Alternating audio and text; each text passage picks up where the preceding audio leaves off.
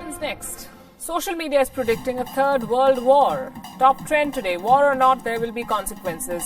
Iran is screaming revenge. Supreme Leader Khamenei has ordered 3 days of mourning in Iran. The Americans should prepare themselves for a slap in the face. The Americans must know now that due to the crime they have committed, they would face no safety or peace anywhere. But Washington is ecstatic. U.S. Secretary of State Mike Pompeo points at the celebrating Iraqi protesters. Iraq's Prime Minister has accused America of breaching its sovereignty. Iraq will hold an emergency parliamentary session on this killing tomorrow. Russia is expressing solidarity with Iran. China calls for calm. India has called for restraint. Germany is slowly harping the tune of the U.S. Israeli Prime Minister Netanyahu cut short his visit to Greece, and he has rallied behind the U.S. The UN Special Envoy has called it a violation of international human rights. We hope not, but if indeed there is a world war, here is how the countries are divided. Russia, Syria, Iraq, North Korea and possibly China will support Iran. In the US camp, there is Israel, Saudi Arabia, the UAE, United Kingdom, and most likely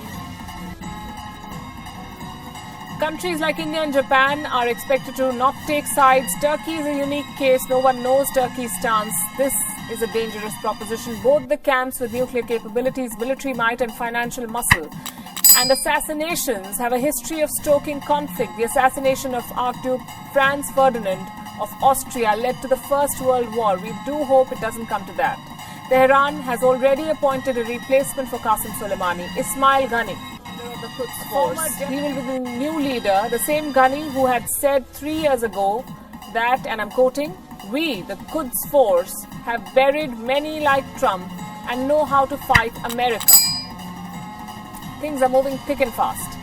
What does it mean for the world? Killing non-state terrorists like Abu Bakr al-Baghdadi or Osama bin Laden or Hamza bin Laden is different from killing the second most powerful official of a recognized country. This could precipitate the bloody history of West Asia. The US Embassy in Baghdad has already urged American citizens to leave Iraq. There are fears of Baghdad becoming the venue of the US-Iran conflict. There are worries that this could lead to a people-to-people conflict. Many Iranians revere this man, Qasem Soleimani. Since the Iran-Iraq war of the 1980s, Soleimani had a cult status in Tehran. Though very little was known about him outside, he played a central role. His death changes the entire equation. There is no doubt that Iran will retaliate. The US will know well to remember that a wounded rival is the fiercest rival. But the larger fear is the possibility of proxy wars. Soleimani had a major role in fighting the ISIS, the Al-Nusra and the Al-Qaeda. His death could mean a revival of some of these dangerous radical Islamist ideologies. The US is fishing in really troubled waters. Iran is provoked. US sanctions have crippled its economy and now there is revenge in the air. Iran, Iraq, Syria, Lebanon, these countries are already conflict-ridden. US allies like Israel and Saudi Arabia should also prepare for revenge attacks. Iraq would possibly be the worst hit. Attacks on oil facilities is already the norm in the region. Escalation of this conflict will bleed the global economy. The situation is precarious. The next few days will tell us if another war really is on the anvil.